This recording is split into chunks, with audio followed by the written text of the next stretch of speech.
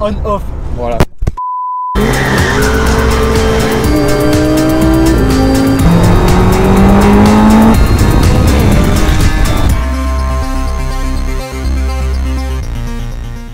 Salut à toi, j'espère que tu vas bien. On se retrouve aujourd'hui pour une nouvelle vidéo. Alors aujourd'hui, on est avec une voiture très sympa, quelque chose de très différent, tu vas le découvrir tout de suite. On est passé outre-Atlantique sur cet essai et tu vas voir, ça va être vraiment sympa. Donc déjà, si c'est pas encore fait, je te propose de t'abonner à ma chaîne pour me soutenir et pour ne rien rater des prochaines vidéos. Mets la cloche également pour pas rater les petites notifications. Je te mets juste ici mon Instagram et mon TikTok, AlexGary002. Et puis tout de suite, on va essayer cette splendide Corvette, 25e anniversaire, et tu vas voir, ça va être sympa. Allez, c'est parti.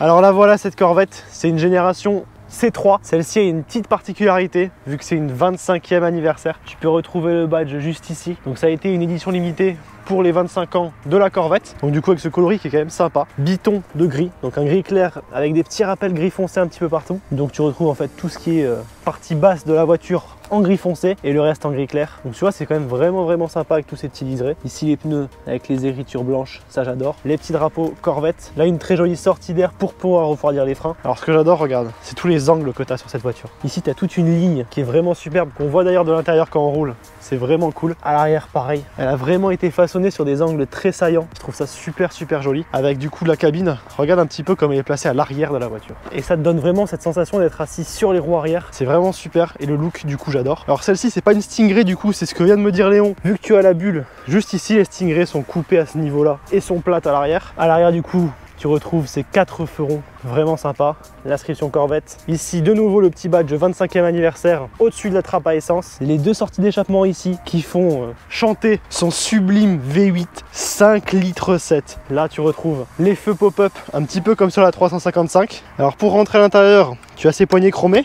Les rétros sont tout petits, c'est vraiment sympa. Alors, t'inquiète pas pour le bip bip, c'est pas un souci. Il a pas encore été enlevé, mais ça se fera. Alors ici, du coup, tu retrouves cet intérieur rouge. Donc ça fait du coup ce contraste rouge et gris qui est vraiment sympa. Les sièges sont super confortables. Celle-ci est de 78. Et en plus, ils sont en bon état. Hein. C'est vrai que pour une voiture qui a quoi, 40 ans. Alors oui, j'allais dire 47 000 km, mais c'est en miles, évidemment. C'est ça, c'est des miles. Vu que le principe, on en parlera juste après, c'est d'importer les voitures des États-Unis. Le volant devant toi, franchement, je l'adore. Avec ce 3 branches comme ça, chrome et rouge.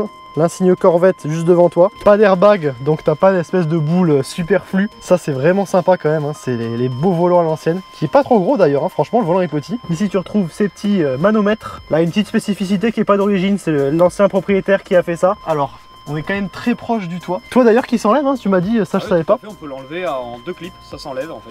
Ok, bon. On est en targa finalement. Et à l'arrière un petit peu de place, donc du coup ça sert de coffre en fait ce petit arrière. C'est ça, le fait d'avoir la bulle du coup ça fait gagner pas mal de place. Alors ça tu vois c'est tout bête, mais dans les rétros les petits insignes Objects are closer than they appear. Tu vois c'est comme dans les films aux États-Unis, c'est super cool. Complètement. C'est les détails que j'adore. Ici tu retrouves du coup une boîte auto, vu que celle-ci est en boîte auto. Si ça t'intéresse d'ailleurs n'hésite pas à le dire, on pourra également essayer une version boîte manuelle. Et comme je le disais à l'avant, t'as cette vue avec du coup les deux petits angles des roues et franchement ça fait un look super. Bah tiens d'ailleurs en parlant du moteur du V8, est-ce qu'on pourrait le montrer? Hood release, ah oui tout est en anglais en plus. Ah le capot, oh là là, oui. Ah bah on a bien fait de l'ouvrir. Ah ouais c'est encore les époques où les moteurs sont beaux à voir. Ah ouais. Bon, il est pas nettoyé mais... Non mais il est beau quand même, hein. Il est bien brillant. Il a été bien entretenu je pense. Ah ouais donc ça du coup c'est un V8 5 litres 7 de 220 chevaux. 220 chevaux, ok. C'est le L82. C'est vrai que c'est beau à voir, c'est très beau à voir. Bon ouais maintenant on va voir si c'est beau à entendre et bon je pense que c'est le cas. Allez c'est parti. La petite clé, donc la clé ouais, elle est toute petite, toute à l'ancienne, donc c'est juste ici c'est ça? C'est ça. Ok, allez c'est parti. Ok. Ouais effectivement ok c'est sympa. Là faut que tu te mettes en 3 direct. En fait, 3 c'est la position drive. D'accord, ok. Ah ouais, effectivement, le capot devant est infini. Bon, alors du coup, maintenant qu'on est parti, je te propose du coup de te présenter et puis de présenter la société pour laquelle tu travailles, qui nous prête gentiment cette voiture. Alors moi je suis Léon Ortega, je travaille pour Fast Car Automobile. Donc Fast Car Automobile, qu'est-ce qu'on fait? On fait de l'achat et de la revente de voitures anciennes et récentes. Et on fait également de l'importation de voitures américaines. On fait également l'importation de voitures du Luxembourg et de l'Allemagne, mais en ce moment on est beaucoup centré sur les États-Unis. Donc spécialisé du coup dans tout type d'import, classique, moderne. On fait de tout. Ok, ça marche. C'est à la demande. On fait également pas mal de dépôts-ventes. Ouais. Donc les gens qui ne veulent pas se prendre la tête à vendre leur voiture, qui n'ont pas envie de gérer, nous on s'occupe de tout de A à Z. Vendre une voiture qui est nickel. Et on en tire le prix qu'ils en veulent. Ils n'ont rien besoin de gérer. On fait également de la recherche de véhicules sur demande. On va s'occuper de vendre sa voiture et derrière, s'il veut une Ferrari, une Porsche ou n'importe quoi, on s'occupe de lui trouver. Après là, je prends l'exemple d'une voiture haut de gamme, mais on peut, comme je te l'ai dit tout à l'heure, vendre une Golf 6 GTI, on peut vendre des voitures plus petit budget, un peu plus classiques, disons ordinaires. Ok, super. Super, super. Mais aussi de beaux classiques comme celle-ci. Comme celle-ci. Alors comme on le disait un petit peu avant en venant, c'est pas une vraie sportive à purement parler, c'est plus un cruiser quoi, on va dire. Tu le sens, le V8 il ronronne, il t'emmène. Alors évidemment elle a des super qualités dynamiques pour l'époque, c'est pas fulgurant dans l'accélération, mais en fait ce qui est plaisant c'est une espèce de grosse main qui t'emmène, tu vois, et puis les sensations que tu as aussi au volant, t'as pas besoin de rouler vite pour prendre du plaisir. Voilà. Tu t'amuses tout de suite. C'est ce qu'on disait. T'as devant toi cette vue comme ça avec le capot, c'est superbe. Et puis ouais, ce son qui encore celle-ci par rapport aux autres que j'ai vues est très feutrée, et pourtant elle chante déjà super bien. Donc non, franchement c'est sympa. Première expérience dans ce genre de voiture pour moi et c'est vraiment cool. Toi qui les connais bien du coup, qu'est-ce que tu trouves par rapport au moderne? Comme moi, c'est du plaisir, de la sonorité? Complètement, c'est un plaisir qu'on n'a pas forcément dans les modernes. Contrairement aux voitures récentes où c'est très aseptisé, les voitures récentes on a besoin, comme on disait tout à l'heure hors caméra, on a besoin d'aller vite, d'accélérer pour avoir vraiment des sensations. Ouais. Alors que là, comme tu le dis, juste on cruise, on fait une petite accélération comme ça pour avoir le son du V8, mais il n'y a pas besoin de plus pour avoir des bonnes sensations. Puis il y a aussi le plaisir de l'objet. Ouais. On a une voiture qui est un petit peu unique avec des belles courbes, donc c'est ça. C'est aussi ça le plaisir. Effectivement, on a vu 2 ou 3 personnes qui regardent et tout, c'est vrai qu'elle fait quand même encore tourner les têtes. Complètement. Parce qu'elle a, voilà, comme on disait, un capot immense, le look qui est super classe. La position de conduite, écoute, on est quand même vraiment bas. Les sièges sont super confortables, par contre, ça c'est cool. On reste dans une américaine, faut que ça soit confortable, une américaine. C'est clair. Mais c'est une expérience de conduire cette voiture en fait. C'est vraiment une expérience à part entière. C'est incomparable avec ce que tu peux conduire en dehors de ça. Tu vois la direction, bon là t'as un petit flou au début. Voilà, c'est ça. Mais c'est les américaines quoi, c'est ça. Souvent les américaines, voilà, c'est pas super précis. On n'a pas un freinage extrêmement performant, on n'a pas de débauche de puissance, ni de châssis exceptionnel. Après là effectivement on parle aussi d'une voiture qui, comme tu disais, a plus de 40 ans. Donc oui, évidemment. Faut pas s'attendre aux performances d'une récente sur une voiture de collection, mais pour une voiture d'époque, ça reste quand même plus que convenable. Plus que convenable, effectivement. Et je pensais que je mettrais plus de temps que ça à m'acclimater à ce gros capot devant et au petit volant d'ailleurs. Mais en fait non, je me sens vraiment bien avec. Non, ça reste assez simple finalement à conduire, surtout là celle-ci en boîte automatique. Ouais, totalement. D'ailleurs, on essaiera du coup pour l'expérience aussi la boîte manuelle. Ah ouais, avec plaisir. Pour voir un peu ce que ça donne comparé. Ce son on-off. Voilà. C'est un ronronnement, c'est vivant comme voiture en fait. C'est pour ça que tu t'amuses. Complètement. T'as le son du moteur. Même si la direction est assez floue, t'as quand même un bon ressenti sur la route en fait. Oui, quand même. Et même avec une boîte auto, en fait, tu t'amuses. Et je suis d'ailleurs assez surpris. C'est la première fois que j'essaye une boîte auto de ce type. Et en fait, ça n'a rien à voir avec une boîte auto classique comme les modernes. Tu sens même pas les passages de rapport. En fait, quand tu accélères, tu as l'impression limite d'avoir un variateur.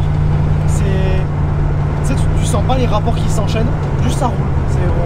Ça t'emmène.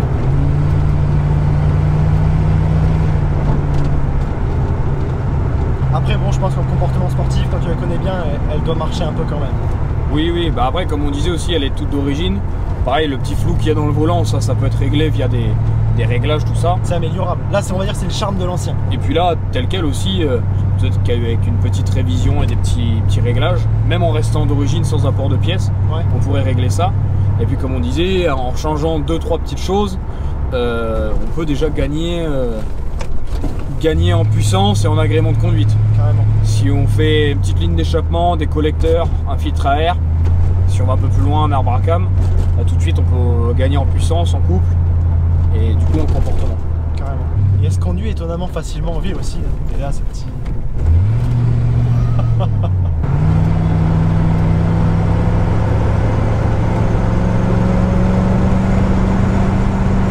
C'est pas aseptisé, c'est pas fade. C'est à l'ancienne quoi. Complètement. C'est pour ça que j'aime les anciennes. Ah, les suspensions sont souples aussi. Ouais, c'est mou comme ça. C'est marrant. C'est marrant. Devant moi en plus j'ai le compteur en miles, je sais pas si tu arriveras à le voir juste ici. Je trouve que c'est encore plus cool le fait qu'elle soit importée des États-Unis. Parce que tu dis c'est une vraie de vraie. Tu vois, complètement, là on est à fond dans le thème. Allez, on va faire une petite accélération.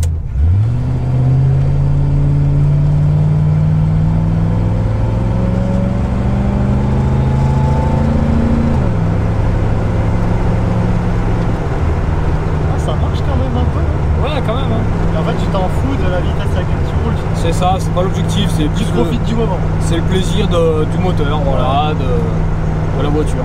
En termes de châssis, ça va, hein, c'est pas trop mauvais. Ouais, c'est ce que je disais tout à l'heure, ne serait-ce par rapport à une Mustang. Ouais. L'autre Mustang qu'on a, alors elle est des années 66, donc elle est plus vieille, hein, elle a 12 ans de plus. Mais le châssis, ça a tendance tout de suite à beaucoup plus glisser, c'est beaucoup plus joueur. Alors que là, on sent qu'on a déjà la philosophie un petit peu sportive de la Corvette, avec une voiture vachement posée et qui a tendance à vraiment quand même gommer les défauts de la route. D'ailleurs, si tu veux, tu peux sortir les phares. À gauche, tu as une tirette. Ah, ça y est, on a les pop-up. C'est bon, l'édition. Deuxième qui doit sortir. Voilà, il est là. Ok. Alors tiens, un truc dont on n'a pas parlé en termes de conso, je présume que c'est un peu compliqué. Mais ah, on n'est pas sur l'écologie. Voilà, on n'est pas sur les consos des voitures modernes. Ouais. Bah, sachant qu'on a un V8 atmosphérique de 5,7 litres de cylindrée, ça peut que consommer. Là, en moyenne, on est en roulant cool 20 litres au 100. 20 litres, ok. Voilà. Ça fait partie du jeu. Hein. C'est ça, c'est comme ça. Tu veux pas avoir un 5,7 litres et consommer comme un SCI quoi. Ah non, ça marche pas malheureusement, ça n'existe pas. Ça serait beau, ça serait beau. Ah, ça serait, on aimerait bien. Allez, c'est parti, on va voir ce que ça donne. 220 chevaux dans un V8 4 litres 7, 5 litres 7 pardon. Allez.